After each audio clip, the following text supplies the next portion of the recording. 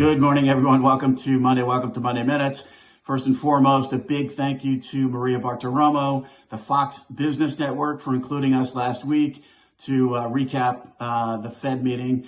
And what a meeting it was. Largely priced 450, close, but not quite there. The Fed delivers a lot of questions in terms of 25 versus 50. You know, for us holistically, we have argued for the better part of 2024 that the Fed is 100 to 125 too high. How they choose to get down to that level remains to be seen. But certainly from Fed Governor Waller on Friday, pointing to the inflation side of the equation, some of the data had been known, some of the data hadn't been known. Chair Powell in his presser alluded to that. If you had some of the data between July and the September meeting, would you have gone in July? And he didn't say no. He said we very likely could have gone. But they're also saying, look, don't construe the 50 basis point move as a cadence moving forward. I would only say to the Fed, good luck with that, because throughout this entire tightening cycle to where we got now, no matter where the absolute terminal rate was being priced, the market was pricing in rate cuts. So now we finally have those rate cuts. We have a big one to start. We are already 50-50 for November. And certainly a weak employment number next week is going to skew that pricing for the Fed to potentially go another 50 in November. They could go another 25 in December. They could get down to 4% by the end of 2024. And who would have thought, right? We started the year with 6 rate cuts priced in. We priced it out. The Fed had 3. We went down to 1.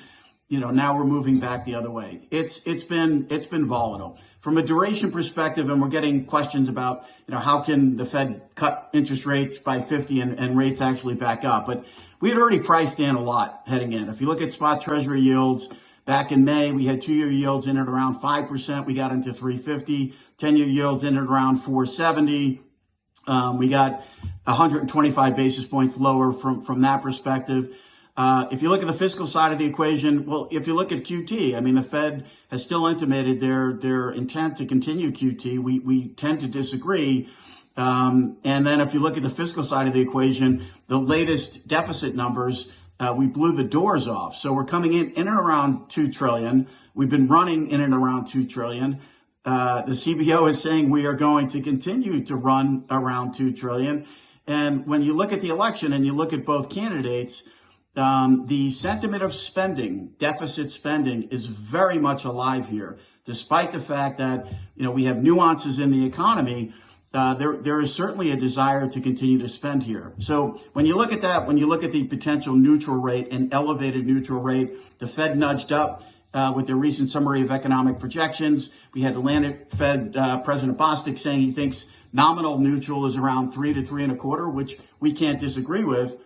And then if you look at the duration move that we've had year to date now, or at least from that May period through where we are now, rates have already priced pretty aggressively, spot rates down to where that perceived neutral rate could be. In forward space, we are already there. We are already priced for the Fed to reach their longer term neutral rate by June of 2025. So are we going to become accommodative at some point? We don't know. It seems unlikely. Does the Fed want to get down to a more neutral stance?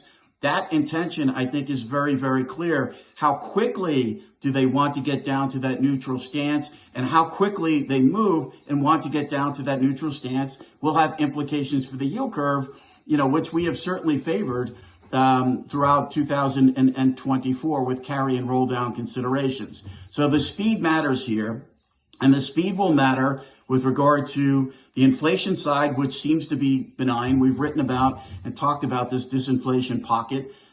In China, very weak. Deflation. Europe, very weak. And then the employment side of the equation. If the employment side continues to present weak, you know, it's very likely that, similar to what the Fed did on the way out with transitory and then catching up, that the Fed could very well front load rate cuts here going forward. On the ground this week, we do get Chair Powell again. We get New York Fed President Williams. Obviously, we had some Fed speak on Friday and today.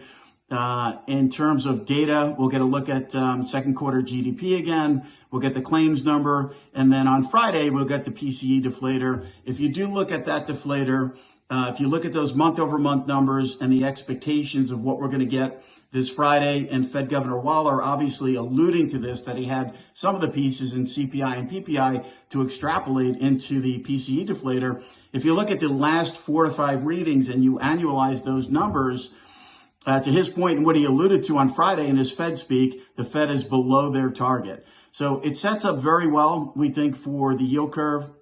It also sets up very well for fixed income, although Treasury rates are backing up a little bit here.